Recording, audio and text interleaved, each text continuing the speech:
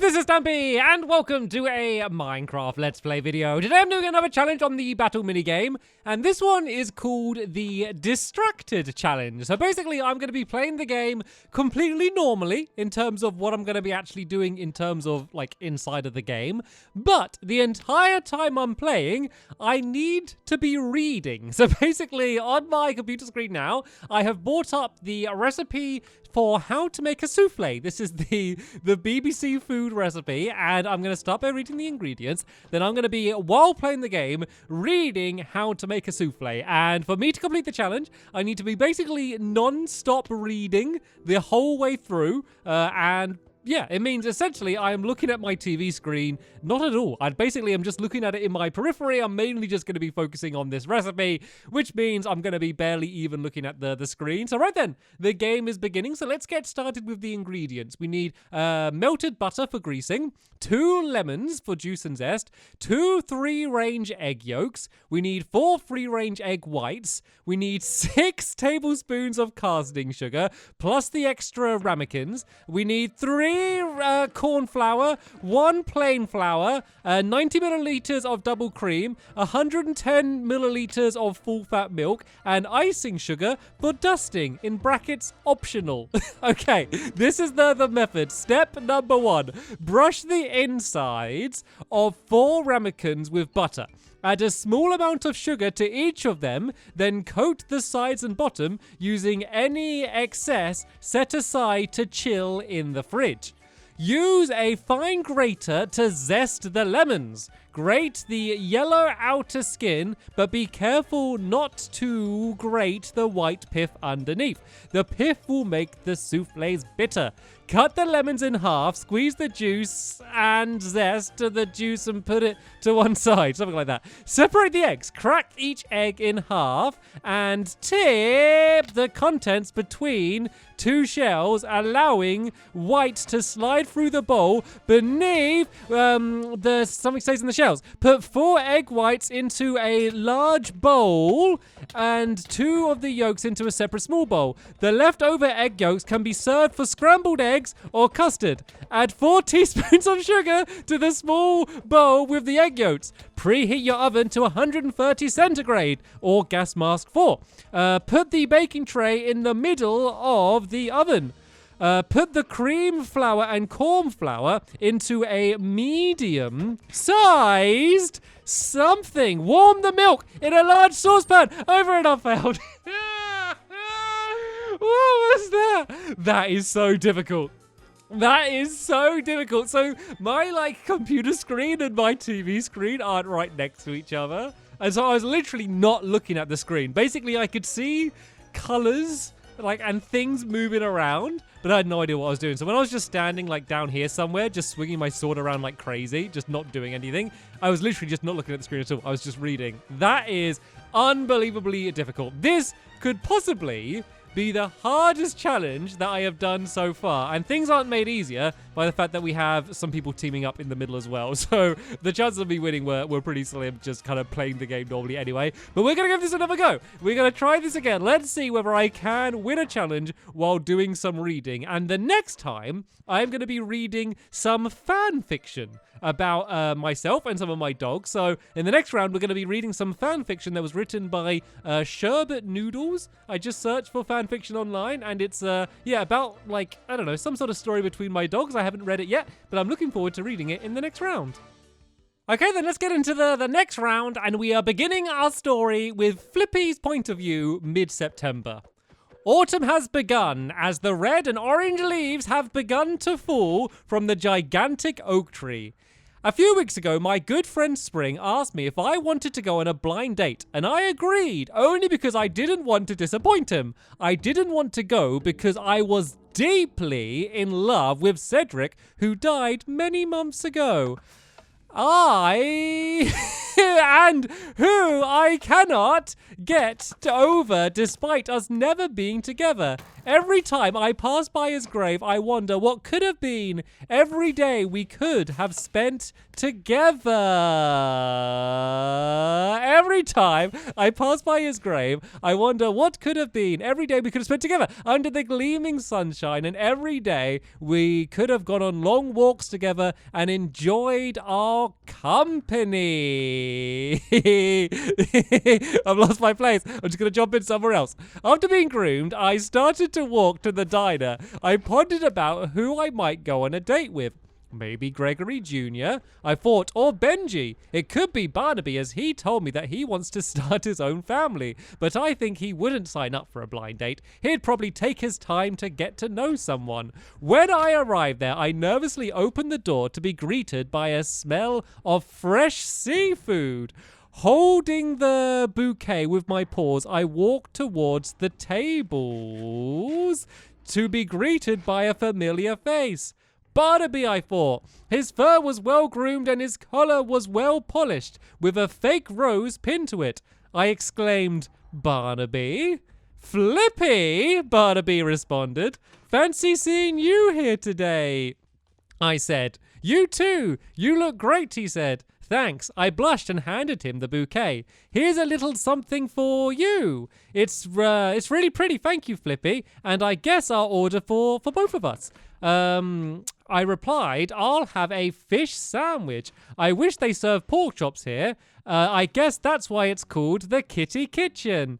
"Yeah," he smiled awkwardly. Despite the Kitty Kitchen being part of a minigame, a robot helped run the kitchen as a normal restaurant. Barnaby quickly turned in the order and he rushed back to our seat with a glass to put the bouquet in. "So, how's it being the fastest dog on the new assault course?" Barnaby asked. "I feel like my several hours a day of running have finally paid off," I exclaimed. "I'll just rather stay inside and read a book. It's been very hectic being the pack leader, especially since Oreo died and Sherbet was born. Oreo helped me a lot with leading the pack, and Sherbet in his exploratory phase, and he caused a lot of trouble. He's a lot like his parents, though, not very shy. I never wanted to have a kid. It's a lot of work, and I don't want them to grow up like we did and have all of our friends die," I replied. "Opposite for me. One day I'd love to have a big, happy family." I've lost my place. Well, I'm just going to jump in somewhere else. "I felt a wave of sadness." Okay, no, I'm going to jump somewhere else. Opposite for me. One day I'd love to have... Oh, okay, there we go. "I felt a wave of sadness go through my body. I love Cedric, and while I never expected my feelings for him, I was always dreamt of us being together. I needed everyone to move on, but just couldn't." "Yeah, he was," I responded. "Lucky the robot came and served our sandwiches and our cold drinks. And how's the food?" Barnaby asked. It's okay. I prefer bones to fish, though. And one day I hope to see more restaurants open up, and that will have better food," I responded. As I was taking a bite of my sandwich, I died. Was that like the most embarrassing, awkward fight in the world? I didn't see it. Honestly, I'm just reacting to just colors and movements. I'm getting into the story, though. What do you reckon? Are they going to get together? Flippy and Barnaby, are they going to get together? Who knows? I guess we're going to have to wait and see. Well, let's jump around a bit, because there's like a bunch of like different like perspectives. So let's carry on reading this fan fiction by Sherbet Noodles. Shout out to Sherbet Noodles if you're by chance watching this. Yeah, let's jump across to Fluffy's perspective, which is going to be joining in a little bit later on. It's really hard because I keep just losing my place because the recipe was kind of split up into stages, so it's easier to keep track. This is much more like just like a big wall of text, kind of just a few different paragraphs. So I just kept losing my place. I got down to the last 3 though. Let's see if I can get down into the last 2 or maybe win the next round. Okay then, we're now playing on Castle in this round, so let's jump into Fluffy's perspective. 5 years ago, Gregory the dog was found by Stampy and became the first member of Stampy's wolf cat. He was brave, adventurous, and most importantly, a leader. Only Gregory Jr. has ever met him, and he should be honored to meet the one who started the wolf pack. Every June 6th, to commemorate Gregory, we all have a campfire. Nearby the tree where he was buried. We all toast pork and steak and wrote letters to Gregory Jr. Luna was building the fire pit out of stone. I quickly set up a small medical area nearby my yellow foldable seat in case anyone was hurt around the fire. After an hour of setting up, Luna started a flame and most of us gathered around the campfire, except for Gregory Jr. We assumed that he would be a bit late since it was the 5th year anniversary of his father's death and Barnaby was saying his speech. I heard a booming voice from behind me. "Stop!" Gregory Jr. yelled. "Gregory is a traitor!" "What?" I and everyone yelled back with tears in his eyes. He yelled, "He abandoned me when my mother was killed. He pretended that he loved me until and left and never came back to me. We were best of friends and I told him all of my secrets. I trusted him and can no longer trust anyone thanks to him. I was only a kid. I was alone until I stumbled upon this place where I have his cursed name. I am never paid attention to by our owner. Yeah. And it has sent me to a spiral of self-degradation and self-hate because I'm never going to live up to the legacy you all envision for Gregory to be." Wow, this is going places. "You say he's strong and a leader where in reality, he's a traitor," he screamed. And he chucked his pristine white collar into the fire and dashed away. Yikes, didn't see that coming. What was Gregory really like that way? When Gregory Jr. and I were on better terms, he became the first member of the wolf pack and he had lied to me about it, which hurts. Gregory Jr. is very sensitive and he doesn't trust people easily. At the campfire, Flippy was trying to fish out Gregory Jr.'s collar, which was unfortunately mostly burned. Everyone else was speechless. Barnaby spoke. "Because of what happened, I have decided to call off the ceremony. Gregory Jr. and I want some alone time, so should not bother him. If you want to, you may continue roasting the campfire, but Flippy and I must discuss this situation in private." Yikes! Yikes! That's not true. Gregory was amazing. That's why this is fiction and not real fiction.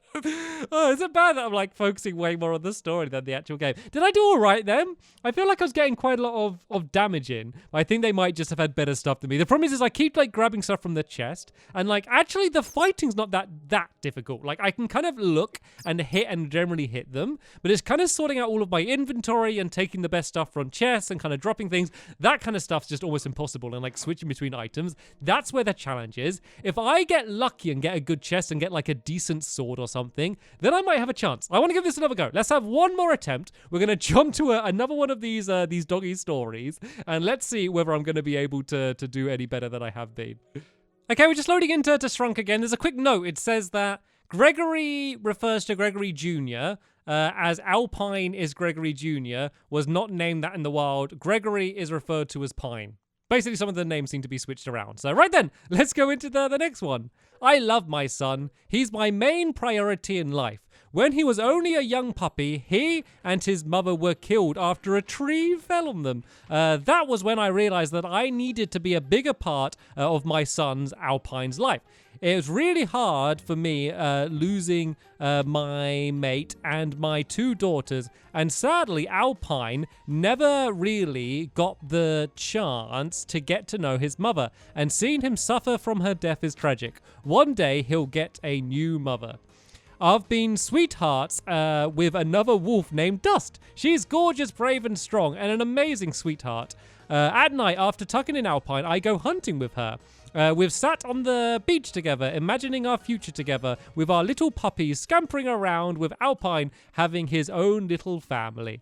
I was cutting open a rabbit I had killed earlier, and Alpine took his portion of the dinner. We sat nearby a huge lake overlooking the sunset. At night, Alpine and I started looking at the sky and all of the stars. I miss Mum, Dad, Alpine said. I miss her too, but I'll always be there for you. is this cheating? In the stars now, enjoying her afterlife with your two sisters. You are the best son I could have ever had, I responded. I love you, Dad. Thank you for taking me out on hunting trips and for taking care of me, Alpine said. I walked throughout the forest and tracking her smell. I ran into Dust, who was sitting nearby the beach. Hello, Pine, Dust spoke. Hello, Dust, I responded. Do you want to meet my family today? I exclaimed, yes, I am so excited. Follow me, she replied. It's a long walk. Let me just scroll down a little bit. As we padded through the mountains, it started to heavily rain. Dust told me that her family and I used to be a huge part of a tribe where everyone would follow a strict code that would control your daily life. Dust's mother and father left the tribe to start their own rogue pack, but they still follow the rules. Okay, I've lost where I am. As we padded through the mountains, it started... Okay, I've done that bit. Alpine's getting up by now. He'll probably worry that I'm not back, Dust asked. And then something else happened. I'm sure he'll be fine, Pine. This is my brother, Cliff, and his mate, Moss. Nice to meet you, Pine. Dust has told us all about you, Moss and Cliff said in unity. It's nice to meet you. It's nice to meet you. Let's just really focus on that. All of a sudden, Moss lunged at me. She pinned me to the ground. Whoa! Cliff slashed at my body. I could barely breathe and Dust was being attacked. Cliff carried me to a deep hole dug in the ground and threw me into it. Both of you listen. You are now my personal prisoners. Ha ha ha ha. Ha ha. Where am I? You are now my prisoners. Because Dust didn't follow the tribal traditions. Ah, silly Dust. Dust, you are never allowed to be someone's mate if they have already had one, and you betrayed our ancestors. Now I must punish both of you. Sorry, I just got to grab something. And I must punish both of you in the sake of the tribe, and I will hunt down and kill your son, Pine. Before killing you, I will wait until both of you die from your wounds. I will, in tears, Dust hugged me. This is all my fault. I'm sorry. I loved you too much to stop being with you. Dust cried, I am expecting a litter, and I was we hit the ground too hard. I think that was the only way I was going to win that. I kind of cheated a little teeny tiny. There's one bit where I just kind of stopped reading just because I had to just look at the chest just to grab something. But like I only kind of, so I sounded like I was cheating more than I was. It's just because I kept losing track of where I was in the page, but I kept trying to read, but I just couldn't find my way back to where it was. It was definitely much easier reading the the recipe than the second one. That was so funny though. It's so weird, like commentating, but like just not talking about what I'm doing at all and just reading off like this really cool fan fiction. Well, okay then, that was the Distracted Challenge. I was able to get a win. I got pretty lucky with the person falling off the edge or whatever. Honestly, I didn't even see what happened. I just saw it pop up that I won. I didn't even see them go because I was reading. I was able to complete it. That was such a tough challenge, but a whole load of fun. As always, if you have any suggestions for other challenges I could do in the future, feel free to leave them in the comments down below. I do always check through them to see if there's any interesting ones that I fancy giving a go. But for now, I want to thank you all very much for watching, and I will see you all later. Bye.